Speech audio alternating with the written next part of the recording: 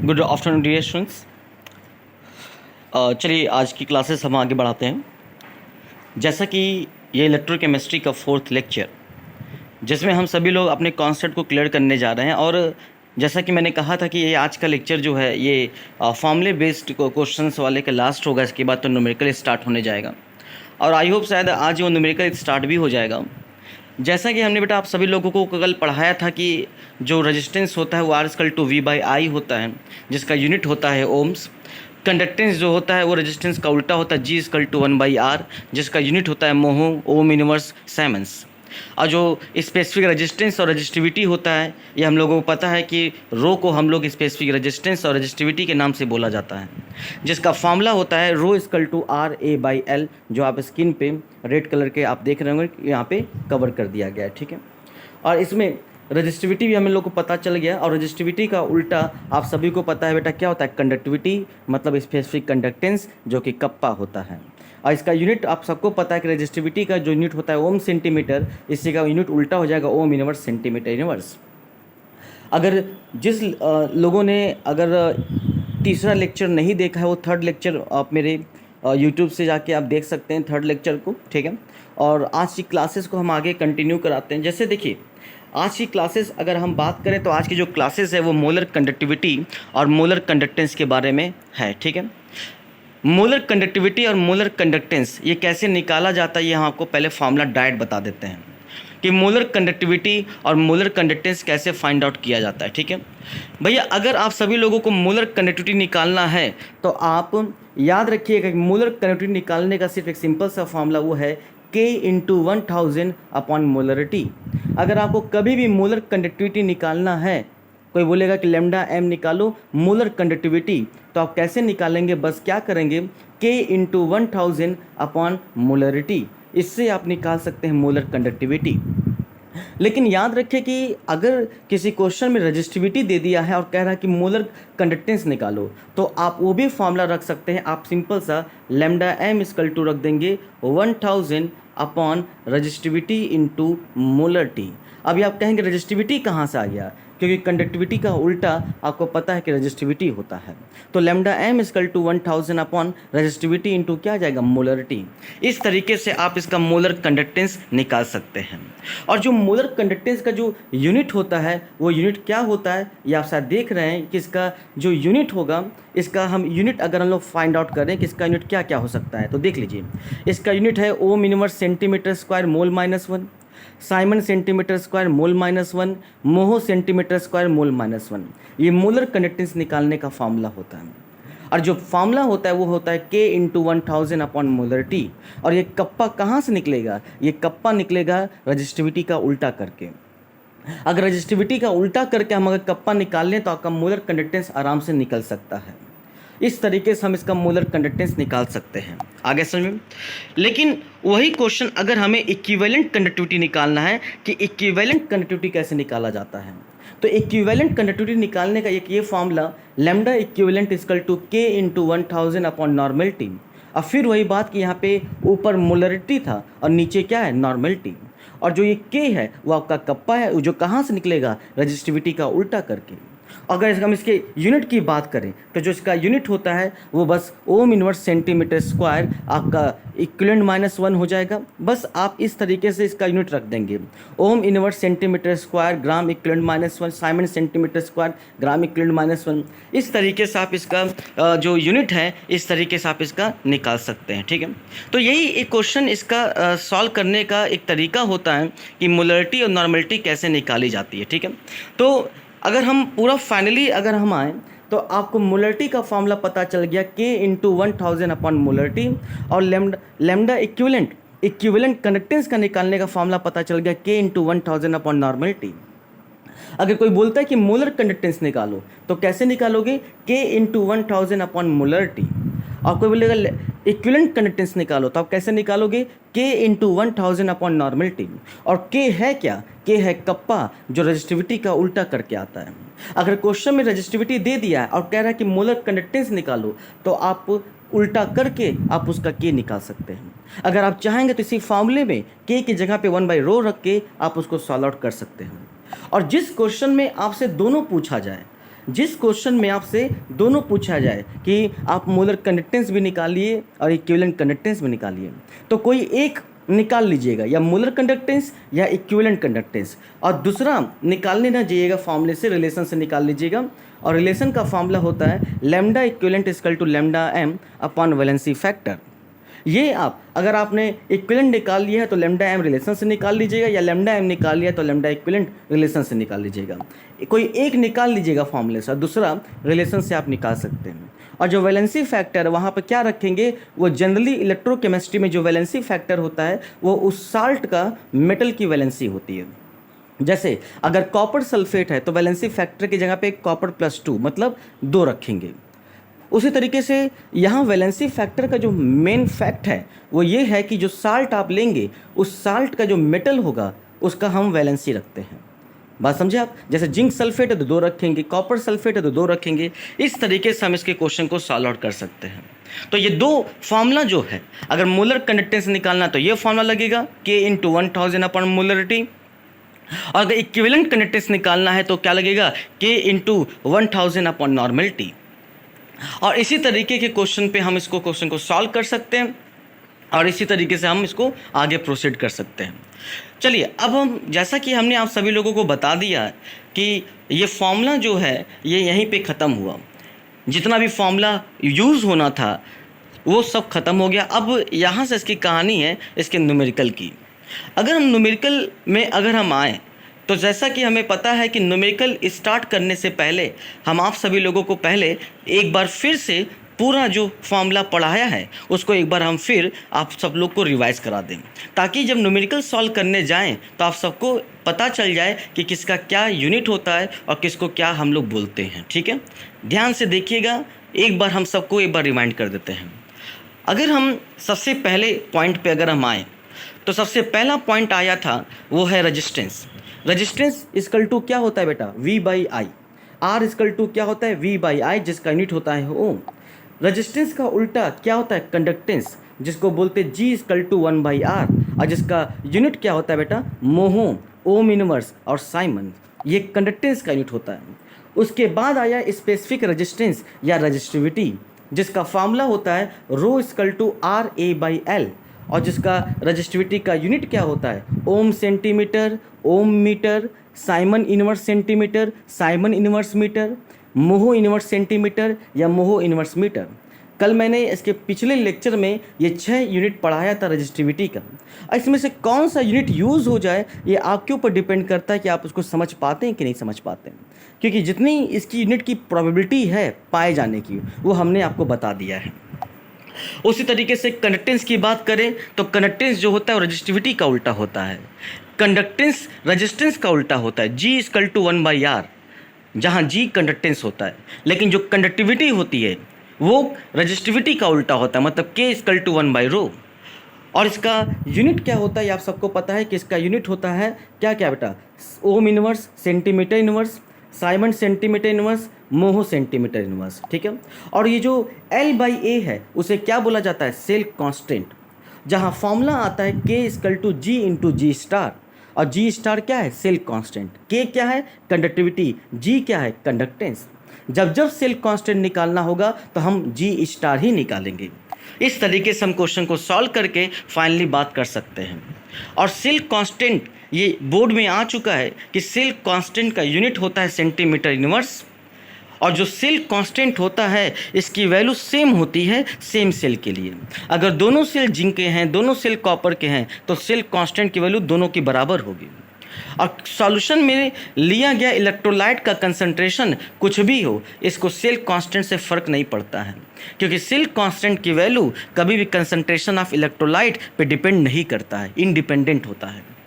और that's fact कि कोई भी आप इलेक्ट्रोलाइट लेते हैं सॉल्यूशन में, उसके जो कंसंट्रेटेड होगा, उस कंसंट्रेशन होगा जो यूज़ किया है वो सेल कांस्टेंट पे डिपेंड नहीं करता है। और जो सेम सेल अगर होंगे तो वो उसकी वैल्यू जो होगी सेम ही होगी। उसके बाद हमने कहा कि मोलर कंडक्टेंस निकालने का फार्मूला, तो मोलर कंडक्टेंस निकालने का फार्मूला हमने बता दिया K × 1000 अपॉन मोलरिटी, ये मोलर कंडक्टेंस निकालने का फार्मूला है। और लेमडा इक्विवेलेंट कंडक्टेंस, ये इक्विवेलेंट कंडक्टेंस का निकालने का फॉर्मूला है, जहाँ होता है formula K into 1000 upon normal T। और रिलेशन की बात करें कि what is relation between molar conductance and equivalent conductance, तो फॉर्मूला होता है equivalent conductance equal to molar conductance upon valency factor. देखिए, ये बात जो मैं अभी बोलने जा रहा हूँ ये काफ़ी कम लोगों को पता है। ऐसा क्यों? क्योंकि ये जितने भी वैलेंसी फैक्टर होते हैं, ये जो भी हम लोग पढ़ने जा रहे हैं, इसमें याद रखेंगे कि जो ये लैम्डा एम होता है, ये मोलर कंडक्टेंस सिर्फ और सिर्फ स्ट्रॉन्ग इलेक्ट्रोलाइट का होता है। और ये जो इक्विवेलेंट कंडक्टेंस है, ये भी जो इक्विवेलेंट कंडक्टेंस है वो भी सिर्फ स्ट्रॉन्ग इलेक्ट्रोलाइट का होता है। और स्ट्रॉन्ग इलेक्ट्रोलाइट क्या होता है? स्ट्रॉन्ग एसिड, स्ट्रॉन्ग बेस और इन दोनों से मिला हुआ साल्ट।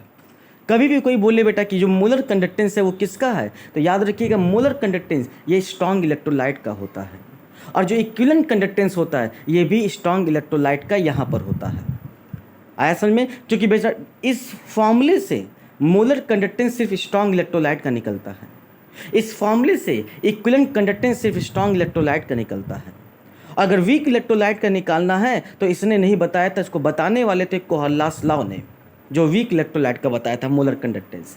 ये तो सिर्फ स्ट्रॉन्ग इलेक्ट्रोलाइट का मोलर कंडक्टेंस निकालने का फार्मूला होता है। और ये जितने भी मोलर कंडक्टेंस निकालते हैं या इक्विवेलेंट कंडक्टेंस निकालते हैं, ये दिए गए कंसंट्रेशन पे होता है।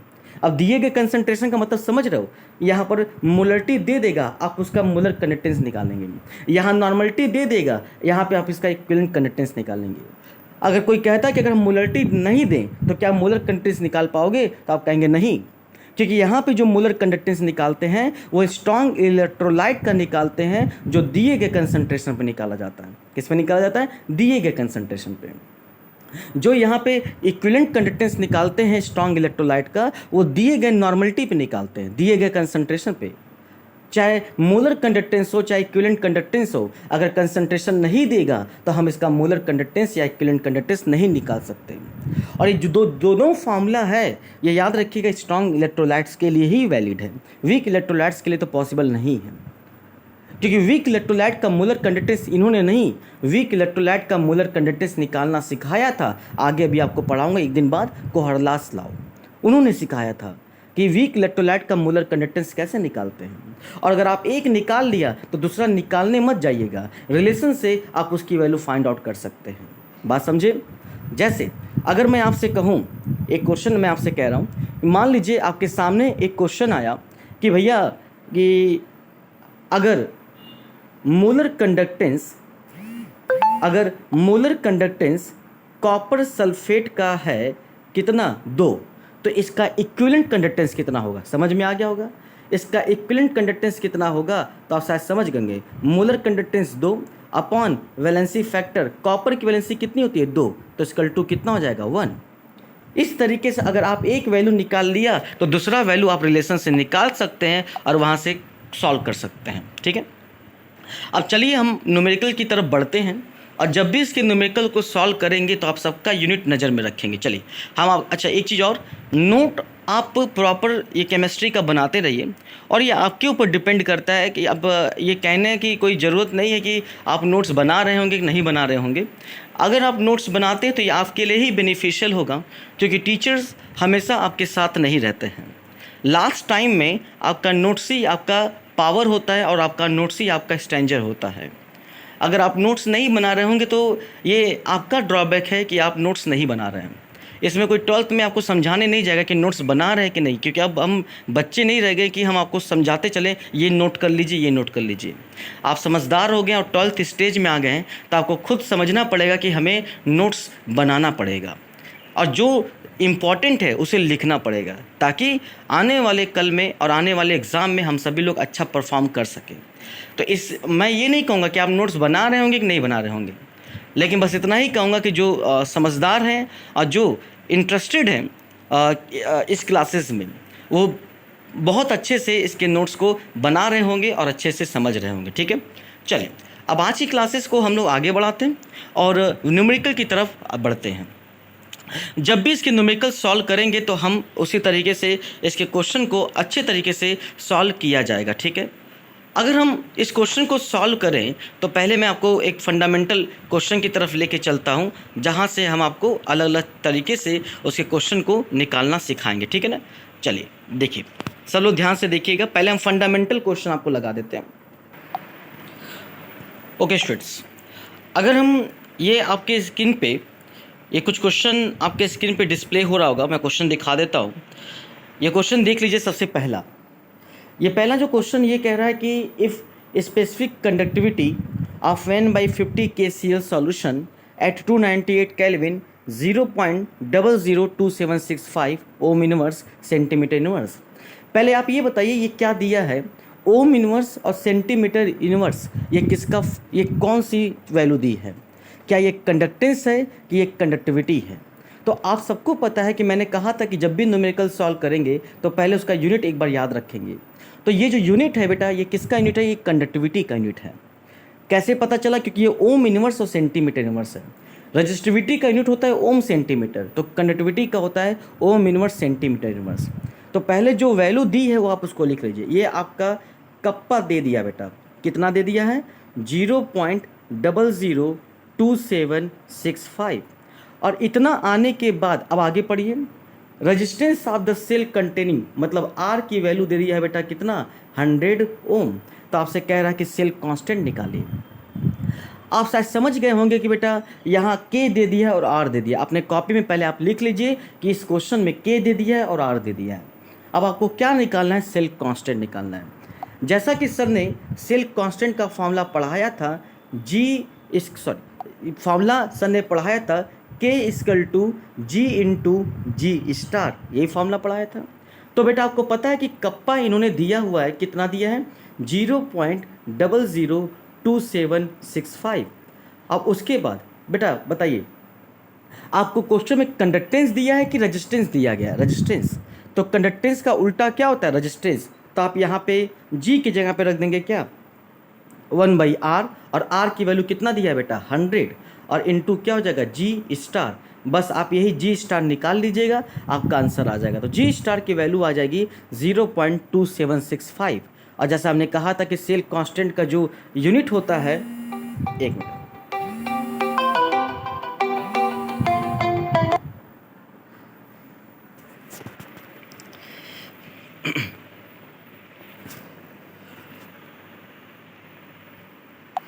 चल। तो जैसा कि हमने कहा था कि जो सेल कांस्टेंट का यूनिट होता है वो बेटा क्या होता है? सेंटीमीटर यूनिवर्स होता है। तो आप शायद समझ गए होंगे कि ये आपका सेल कांस्टेंट निकालने का फार्मूला हो गया। चलिए दूसरा क्वेश्चन।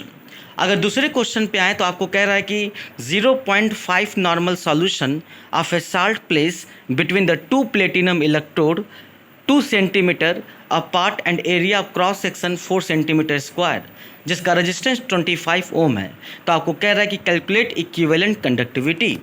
बेटा अगर हम आपसे कहें कि इसमें आपको इक्विवेलेंट कंडक्टिविटी निकालना है, तो इक्विवेलेंट कंडक्टिविटी का फार्मूला क्या होता है?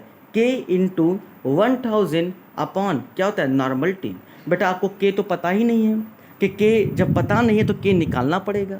तो K निकालने के लिए हमें क्या करना पड़ेगा? रजिस्टिविटी पता करनी पड़ेगी। तो हमें फाइनली इस क्वेश्चन में कैसे करना है हम आपको बता देते हैं। इस क्वेश्चन को ढंग से पढ़िए।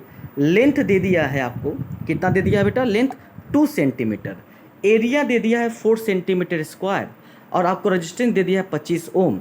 तो आप इन तीनों की मदद से पहले क्या निकालेंगे? रजिस्टिविटी।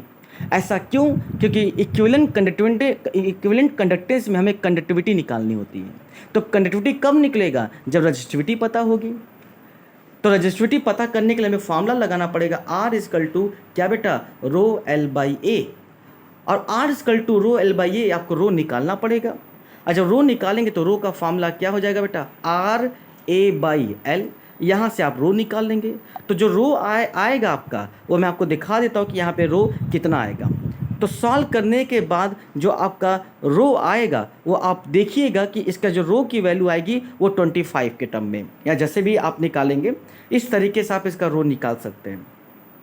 कभी भी आप इसका वैल्यू अगर निकालते हैं तो इसी तरीके से क्वेश्चन को हमें सॉल्व करना पड़ेगा, ठीक है। तो मैंने पहले भी बता दिया कि अगर आपको रो निकालना है तो रो निकालने के लिए हमें फॉर्मूला कौन सा लगाना पड़ेगा? R = ρL/A। R कितना है ये आपको पता है कि 25 ओम है, और इक्वल टू रो निकालना है। लेंथ कितना है बेटा 2 सेंटीमीटर है और एरिया कितना है 4। तो आप इसका यहाँ से सॉल्व करके रो की वैल्यू निकाल लेंगे तो कितना आएगा 2 2 ज़ा 4। तो ये रो की वैल्यू बेटा आप सॉल्व करिए शायद 50 आ जाएगा, रो की वैल्यू 50 आ जाएगा, ठीक है। और रो की वैल्यू 50 आने के बाद आप शायद समझ गए होंगे कि अगर आपको लेमडा इक्विवेलेंट निकालना है तो फॉर्मूला क्या होता है K इंटू 1000 अपॉन नॉर्मलिटी। बताइएगा K कैसे निकलेगा, रजिस्टिविटी का उल्टा करके। तो रजिस्टिविटी कितना है 50, तो ये हो जाएगा 1/50 इंटू 1000 और अपॉन नॉर्मलिटी कितना दिया है बेटा क्वेश्चन में 0.5। आप सॉल्व कर लीजिएगा आपका आंसर आ जाएगा। मतलब कोई भी न्यूमेरिकल अगर हम सॉल्व करते हैं इलेक्ट्रोकेमिस्ट्री का तो सबसे पहला काम एक चीज़ याद रखिएगा, सबसे पहला काम की जो यूनिट है उसको आप देखिएगा ये वो किसका वैल्यू दिया है, उतना देने के बाद आप फार्मूला सेट करिएगा और जो जैसे बोलेगा वैसे आपको निकालना है, ठीक है। इस तरीके से आप इसका इक्विवेलेंट कंडक्टेंस निकाल सकते हैं और यही एक तरीका होता है इस क्वेश्चन को सॉल्व आउट करने का। तो इसका इक्विवेलेंट कंडक्टेंस आ जाएगा 40। आप अपने खुद से सॉल्व करिएगा बिना कोई सॉल्यूशन देखे हुए, ठीक है। तो ये क्वेश्चन आप सभी लोगों को यहाँ तक समझ में आ गया होगा और क्लियर कर लिया होगा कि कुछ क्वेश्चन कैसे सॉल्व किए जाते हैं, ठीक है। तो इसी तरीके से एक फंडामेंटल जो क्वेश्चन होता है ये आप सभी लोग सॉल्व कर लेंगे इस तरीके में, ठीक है। तो आज तो एक फंडामेंटल के 2 क्वेश्चन आपको पढ़ा दिए, ठीक है, लेकिन आज पूरा फॉर्मूला भी ख़त्म हो गया और कुछ 2 न्यूमेरिकल भी हो गए एक बेसिक्स पे। लेकिन कल के क्लासेस में हम न्यूमेरिकल के आगे बढ़ेंगे, पूरा लेक्चर जो होगा न्यूमेरिकल का ही होगा। तो आज की क्लासेस में फंडामेंटल क्वेश्चन आपको हमने बता दिया कि फंडामेंटल न्यूमेरिकल कैसे सॉल्व करते हैं और कुछ क्वेश्चन हम आपको सेंड कर देंगे, उस क्वेश्चन को आप सॉल्व कर लीजिएगा और कल की क्लासेस में हम इसी को आगे बढ़ाएंगे न्यूमेरिकल को। तो आज पूरा फार्मूला एक साथ लिख लीजिएगा, सबका यूनिट लिख लीजिएगा और जो 2 क्वेश्चन बताया है वो आपके बोर्ड लेवल लाइक क्वेश्चन है जो एग्ज़ाम में आ सकते हैं, ठीक है। अगर आप चाहेंगे तो अनसॉल्व से क्वेश्चन निकाल कर सॉल्व भी कर सकते हैं, ठीक है। तो इस तरीके से क्वेश्चन आप सॉल्व आउट कर लीजिएगा और कुछ क्वेश्चन हम आपको सेंड कर देंगे जिसको आप सॉल्व करके आगे बढ़ सकते हैं। लेकिन आने वाला लेक्चर, कल का लेक्चर जो होगा वो टोटली न्यूमेरिकल का होगा जिसमें आपको हम न्यूमेरिकल पूरा सिखाएंगे। आज तो सिर्फ फंडामेंटल ही क्वेश्चन आपको मैंने सिखा पाया है, ठीक है। ओके, तो आज के लिए हम लोग यही रखेंगे, मिलेंगे कल के लेक्चर में। थैंक यू सो मच बेटा।